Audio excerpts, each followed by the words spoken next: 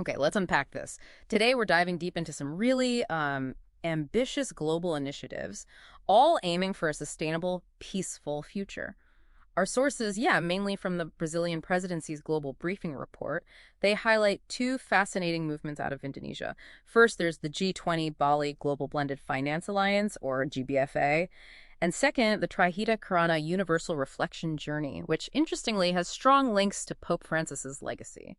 Yeah, and what's truly fascinating here, for you listening, is how these seem like quite distinct efforts, right? One's all about financial solutions. The other feels more like spiritual unity. But they're not just parallel paths. They're actually deeply intertwined. It really reflects this growing understanding that solving these massive global challenges, well, it needs both practical innovation and this foundation of shared human values. It's sort of the why behind the what of effective action, if that makes sense. Okay, so let's maybe start with the GBFA then, blended finance. It seems like such a crucial piece of the puzzle for the climate transition because it strategically combines public, philanthropic, and private capital. And the goal, bridge this massive, what was it, a $4.2 trillion annual funding gap? Yes, trillion with a T, that the G20 recognized is needed just for sustainability in developing countries. Covers everything, right? Climate, energy, health, food systems. So what makes this different from just, traditional aid? Oh, that's a really critical distinction. Yeah. So the GBFA was launched in Bali, May 2024, specifically to operationalize those G20 blended finance principles, really trying to get private capital moving. The aim is to deploy shared learning, policy innovation, build robust partnerships, all to help developing countries implement practical country-led solutions. Think of it like maybe a financial accelerator. It helps reduce investment risks in big projects like water management or sustainable agriculture.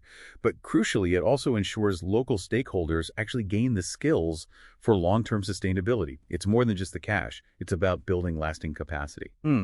Okay, so it's not just mobilizing the money. It sounds like the GBFA is also key in enabling countries to actually manage these really complex investments. How does it help build that infrastructure on the ground? Precisely. Yeah, exactly.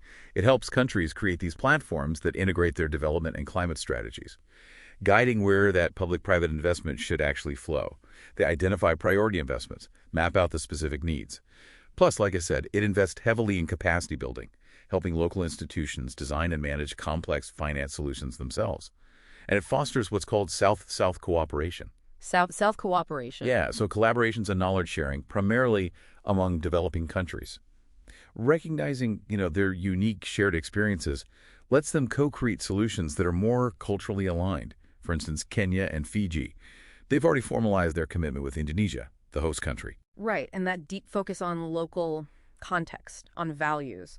Well, that brings us perfectly to the Trihita Karana Universal Reflection Journey. So December 14th, 2024, tens of thousands of people from incredibly diverse backgrounds, governments, global institutions, business leaders, artists, youth activists, they gathered on the shore of Kuta Kuta, Bali. And they lit candles of hope and unity, all directed towards the UN Sustainable Development Goals, drawing inspiration from this ancient Balinese philosophy, Trihita Karana, which outlines 3 paths to happiness. Harmony among people, harmony with nature, and harmony with the divine. And this unmovement, as people have started calling it. It's interesting. It's not like a traditional, highly organized movement. It's more of a powerful invitation. An invitation for individuals everywhere to just pause, reflect, maybe heal. It really grew out of Pope Francis's profound visit to Indonesia and that joint istiqlal declaration he signed with Indonesia's Grand Imam Nasruddin.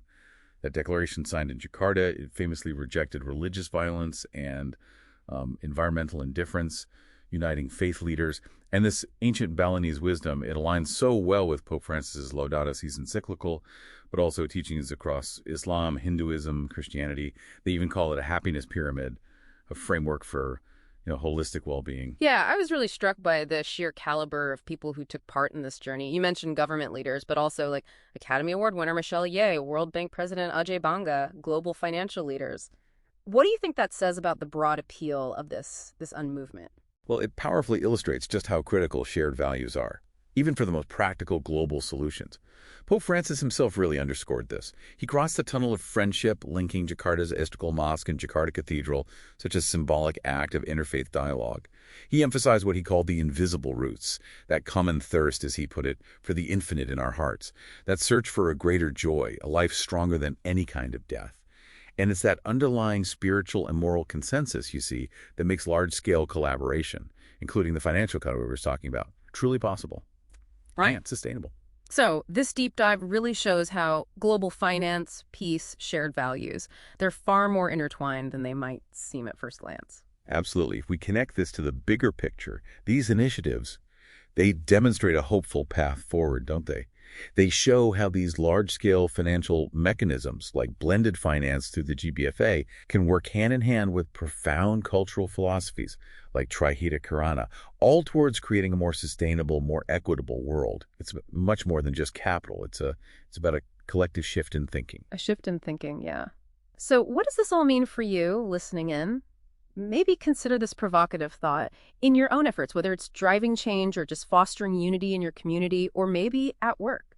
What invisible roots, as Pope Francis called them, might be quietly at play underneath it all? What shared values might be guiding and strengthening your actions? Something to think about.